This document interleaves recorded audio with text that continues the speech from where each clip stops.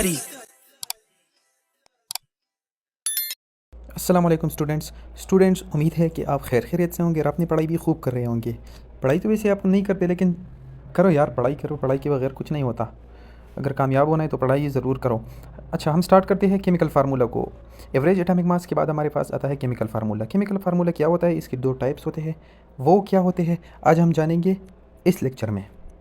तो चलो सबसे पहले स्टार्ट करते हैं हम केमिकल फार्मूला को। The symbolical representation of A molecule of A compound is called chemical formula. बच्चों, आसान अल्फाज में ये समझो ना कि केमिकल फार्मूला वो होता है जो कंपाउंड होता है ना, इसमें जितने मॉलिक्यूल होते हैं। फॉर एग्जांपल ग्लूकोज है, तो ग्लूकोज में हमारे पास अभी एक मॉलिक्यूल है और कितने एटम्स है, 6 एटम्स कार्बन के है, 12 एटम जो है ना वो हाइड्रोजन के है और 6 एटम्स ऑक्सीजन के है। तो इनमें जितने नंबर होते हैं ना, the symbolical representation of molecule of compound is called, उनको हम सिंबल्स के ज़रिए लिखते हैं। सिंबल मतलब आसानी के लिए सिंबल इस्तेमाल करते हैं, तो इसको हम केमिकल फार्मूला कहते हैं। देखिए, symbolical representation of A molecule, symbolical representation जो सिंबल होते हैं ना उसके ज़रिए हम ज़ाहिर करते हैं ऑफ ए मालिक्यूल, एक मालिक्यूल को, ऑफ ए कंपाउंड, एक कंपाउंड के मालिक्यूल को हम क्या करते हैं, रिप्रेजेंट करते हैं। इसको हम केमिकल फार्मूला बोलते हैं। फॉर एग्जांपल ग्लूकोज का फार्मूला है C6H12O6, C6H12O6। अच्छा, तो इसकी दो टाइप्स होते हैं, टाइप्स ऑफ केमिकल फार्मूला। एक होता है एम्पेरिकल फार्मूला, दूसरा होता है मॉलिकुलर फार्मूला। अब हम जानेंगे कि एम्पेरिकल फार्मूला किसको कहते हैं और मॉलिकुलर फार्मूला किसको कहते हैं। अच्छा, कि empirical formula the formula which show the smallest whole number ratio of atom of the different elements in a chemical compound. बच्चों, एक केमिकल कंपाउंड होता है ना, उसमें मुख्तलिफ़ किस्म के एटम्स होते हैं। वो मुख्तलिफ़ किस्म एटम मुख्तलिफ़ किस्म एलिमेंट से ताल्लुक़ रखते हैं। जो उसका लीस्ट नंबर होता है ना, उसको हम एम्पेरिकल फार्मूला कहते हैं। फॉर एग्जांपल, चलो बेंजीन का फार्मूला है C6H6, तो एम्पेरिकल फार्मूला में क्या होता है, C6H6। एम्पेरिकल फार्मूला में ये होता है ना बच्चों कि ये 6 को इन 6 के साथ ख़त्म करते हैं, बाकी क्या बचता है, CH, जो एक दूसरे के साथ कैंसिल हो जाते हैं ना, वो कैंसिल हो जाते हैं। बाकी जो कुछ रह जाता है इसे हम एम्पेरिकल फार्मूला इसको कहते हैं।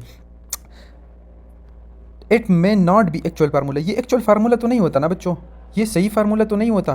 फॉर एग्जांपल बेंजीन का फार्मूला है C6H6, तो इसका रियल फार्मूला तो C6H6 है, एक्चुअल फार्मूला C6H6 है। लेकिन जब हम इस 6 को इस 6 के साथ क्रॉस करते हैं तो बाकी बच जाता है CH, इसको हम एम्पेरिकल फार्मूला बोलते हैं। जिस तरह ग्लूकोज का हो गया, ग्लूकोज का फार्मूला है C6H12O6, तो सी कार्बन वाले 6 को हम हाइड्रोजन वाले 12 के साथ कैंसिल करते हैं और ऑक्सीजन वाले को दोनों के साथ कैंसिल करते हैं। बाकी क्या बचता है, अगर आप 6 पे डिवाइड कर दो ना, तो C का 1 बच जाता है, H12 का 2 बन जाता है और O का 1 बच जाता है। तो फार्मूला हो गया CH2O।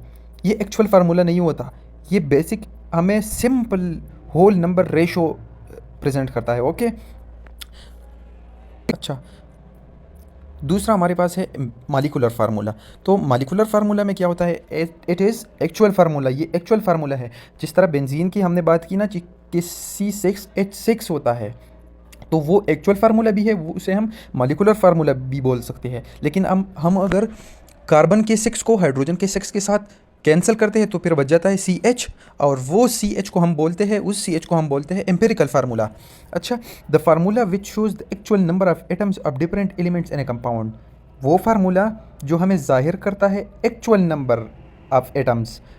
एक्चुअल नंबर, उधर एक्चुअल फार्मूला नहीं था, इधर एक्चुअल, उधर सिंपल होल नंबर रेशो था, इधर क्या है, actual number. For example benzene का फार्मूला है C6H6, ये फार्मूला है, तो ये एक्चुअल फार्मूला भी है और मॉलिकुलर फार्मूला भी है। लेकिन जब हम इसको 6 के साथ क्रॉस करते हैं ना, तो फिर क्या बचता है CH, वो एम्पेरिकल फार्मूला था, ये मॉलिकुलर फार्मूला था, मतलब एक्चुअल फार्मूला था।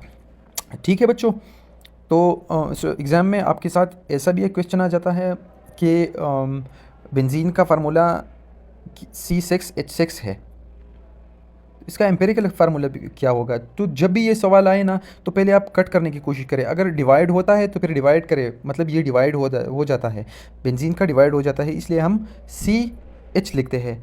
इस तरह ग्लूकोज का भी C6H12O6 है एम्पेरिकल मॉलिकुलर फार्मूला, और एम्पेरिकल फार्मूला बन जाता है C6, सॉरी इधर पे मैंने गलती कर दी है, ये नहीं करना चाहिए था, लेकिन आप ठीक करें, ये है CH2 हो।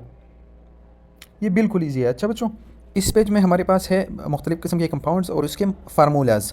तो एसिटिक एसिड का एम्पेरिकल फार्मूला है CH2O और मॉलिक्यूलर फार्मूला है CH3COOH। बच्चों ये होता है ना कि एम्पेरिकल फार्मूला सेम, मुख्तलिफ़ किस्म के जो कंपाउंड है उसका एम्पेरिकल फार्मूला सेम हो सकता है, लेकिन मॉलिक्यूलर फार्मूला कभी सेम नहीं होगा। एम्पेरिकल फार्मूला सेम हो सकता है और मॉलिक्यूलर फार्मूला सेम नहीं हो सकता। फॉर एग्जांपल एसिटिक एसिड का फार्मूला है CH2O। CH2O एसिटिक एसिड का फार्मूला है। तो CH2O तो empirical CH2O formula empirical formula acetic acid का भी है और ग्लूकोज का भी है। इसी तरह एसिटाइलिन का एम्पेरिकल फार्मूला है CH और C2H2 इसका मॉलिक्यूलर फार्मूला है। इसी तरह बेंजीन का, बेंजीन इसी तरह का एक स्ट्रक्चर होता है जिसे हम आने वाले चैप्टर्स में पढ़ेंगे। और इसी तरह कुछ स्ट्रक्चर होता है, ये होता है रेजोनेंस, बाद में पढ़ेंगे इंशाल्लाह अगर मौका मिले। ग्लूकोज का फार्मूला भी है, हाइड्रोजन परऑक्साइड का भी फार्मूला है, सल्फ्यूरिक एसिड का है, आयरन ऑक्साइड का है, एमोनिया का है, मीथेन का है, वाटर का है। इसी तरह ये आप याद कर लें। और आखिरी बात बच्चों, एम्पेरिकल फार्मूला और मॉलिक्यूलर फार्मूला सेम भी हो सकते हैं। कब सेम हो सकते हैं? जब डिवीजन का अमल नहीं हो, मतलब जब डिवीजन नहीं हो सकता। फॉर एग्जांपल वाटर का एम्पेरिकल फार्मूला है H2O, इसका मॉलिक्यूलर फार्मूला भी H2O है, क्योंकि हम यहाँ पर इतने एटम्स नहीं है, ज़्यादा एटम्स नहीं है जो कट हो सके, जो डिवाइड हो सके, तो इसलिए इसके दोनों फार्मूले जो है ना वो सेम है।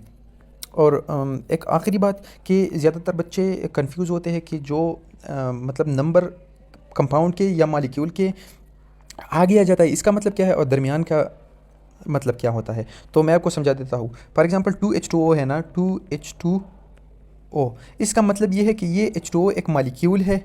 H2O एक मॉलिक्यूल है, इसमें 2 हाइड्रोजन है और एक ऑक्सीजन है। अच्छा, तो ये 2 क्या है? ये 2 है मोल, बेटा ये मोल है। अच्छा, और मैं इंशाल्लाह अगले लेक्चर में समझा दूंगा कि मोल क्या होता है, इसका मतलब क्या होता है, इसकी ज़रूरत क्यों पेश आई। तो 2H2O मैंने आपको समझा दिया। 2H2O मतलब 2 मॉलिक्यूल है वाटर के, ये H2O वाटर है और ये 2 मतलब 2 मोल है, 2 नंबर्स ऑफ H2O है। तो इसी तरह से ये मॉलिक्यूलर फार्मूला और एम्पेरिकल फार्मूला मैंने आपको समझा दिया। अब आपने याद करने हैं, आपकी ज़िम्मेदारी है। तो तब तक के लिए अल्लाह हाफ़िज़, मिलते हैं अगले लेक्चर्स में।